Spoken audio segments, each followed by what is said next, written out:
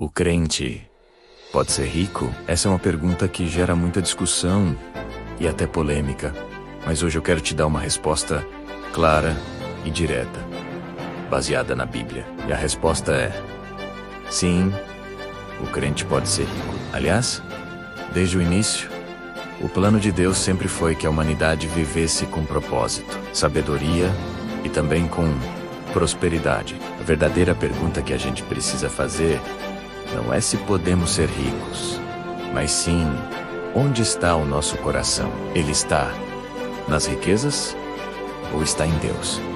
Essa é a chave de tudo. Vamos começar entendendo a relação entre Deus e a prosperidade. Essa é uma promessa que vem lá de trás, em Deuteronômio capítulo 8, versículo 18. A Bíblia diz algo poderoso: antes te lembrarás do Senhor teu Deus, porque é Ele quem te dá força para adquirires riquezas. Percebeu? A força para prosperar vem de Deus. Desde os tempos de Abraão, o Senhor prometeu bênçãos materiais e espirituais para aqueles que andam em fidelidade com Ele. E por falar em Abraão, ele é um exemplo incrível disso. A Bíblia descreve Abraão como um homem muito rico em gado, em prata, em ouro, como está escrito lá em Gênesis 13. Mas a riqueza de Abraão não o afastou de Deus.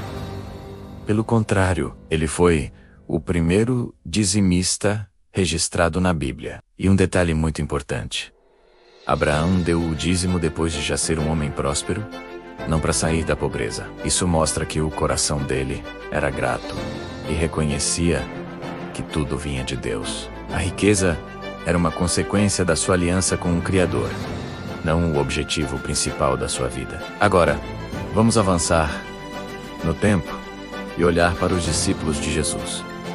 Muita gente tem a imagem de que os discípulos eram homens extremamente pobres, quase mendigos, que não tinham nada. Mas isso não é verdade. A maioria deles tinha profissões estáveis e posses para a época em que viveram. Vamos analisar alguns deles. Pedro e André, por exemplo, eram pescadores. Eles não eram apenas empregados que jogavam a rede no mar. Lucas, no capítulo 5, nos conta que eles eram donos de barcos e de todos os instrumentos de pesca. Eram pequenos empresários. Tiago e João, que também eram pescadores, tinham até empregados que trabalhavam para eles, como está registrado em Marcos 1. Eles eram donos de um negócio familiar. E Mateus, também chamado de Levi, ele era um cobrador de impostos. Essa era uma das profissões mais lucrativas da época. Os cobradores de impostos, embora não fossem bem vistos pela sociedade, acumulavam muitas riquezas. Judas Iscariotes, que infelizmente é conhecido por sua traição, era o tesoureiro do grupo. Ele era o responsável por cuidar do dinheiro que eles recebiam. Isso indica que eles tinham recursos para administrar. E não para por aí. Lucas, o autor do Evangelho de Lucas e do livro de Atos, era médico, uma profissão de grande prestígio e que certamente lhe dava uma condição financeira confortável. Outros discípulos, como Simão, o Zelote, provavelmente estavam ligados a grupos políticos, o que sugere que ele tinha alguma influência social. E Natanael, também conhecido como Bartolomeu, segundo historiadores, era um homem instruído que vinha de uma família respeitada. O ponto principal aqui é o seguinte: Jesus não escolheu homens miseráveis e sem perspectiva. Ele escolheu homens de caráter, trabalhadores, com propósito, homens que tinham algo a deixar para trás, para segui-lo. Eles abriram mão de sua segurança financeira por uma causa muito maior. Então, qual é a verdadeira medida da prosperidade segundo Jesus? Ele nunca condenou a riqueza em si. O que Jesus condenou foi o amor ao dinheiro, a ganância, colocar as riquezas acima de Deus. Em Mateus, capítulo 6, versículo 21, Jesus nos dá um alerta profundo: porque onde estiver o vosso tesouro, aí estará também o vosso coração. O problema não é ter dinheiro no banco. O problema é ter o dinheiro no trono do seu coração. E logo depois, no mesmo capítulo, Jesus nos entrega a fórmula para uma vida verdadeiramente próspera. Ele diz: buscai primeiro o reino de Deus e a sua justiça, e todas estas coisas vos serão acrescentadas. Todas estas coisas incluem o nosso sustento, a nossa provisão.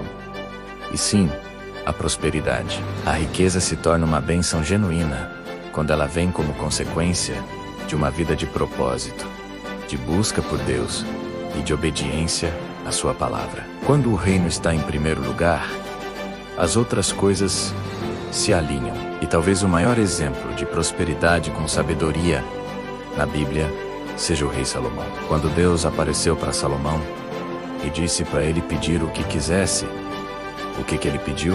Ele não pediu riquezas, nem uma vida longa, nem a morte dos seus inimigos. Salomão pediu sabedoria para governar o povo de Deus com justiça. E qual foi a resposta de Deus? Está lá, em Reis, capítulo 3.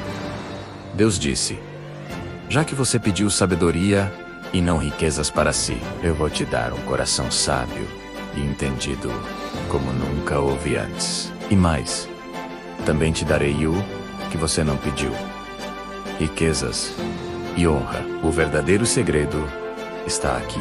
Quem busca a sabedoria de Deus em primeiro lugar, recebe a prosperidade como uma consequência natural. Salomão focou no que era mais importante, e Deus o abençoou abundantemente em todas as áreas. A sabedoria dele atraiu riquezas de nações inteiras. Ele se tornou o rei mais rico e sábio de sua época, porque o seu coração estava alinhado com o coração de Deus. Então, vamos concluir nosso raciocínio. Deus não é contra o crente ser rico, de forma alguma.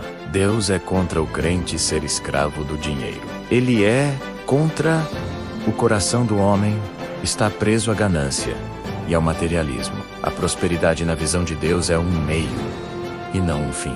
É uma ferramenta para abençoar outras pessoas, para expandir o reino e para vivermos uma vida com dignidade e propósito.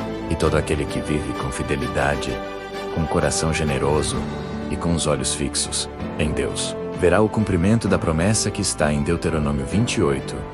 O Senhor te porá por cabeça e não por cauda, e só estarás em cima e não debaixo. Lembre-se sempre, a riqueza só é uma bênção quando o nosso coração está no lugar certo. Quando Deus é o nosso maior tesouro, todo o resto se torna um acréscimo maravilhoso da sua graça. Muito obrigado por assistir até aqui. Se essa mensagem falou com você, deixe o seu like, compartilhe com alguém que precisa ouvir isso e se inscreva no canal para não perder os próximos vídeos. Que Deus te abençoe.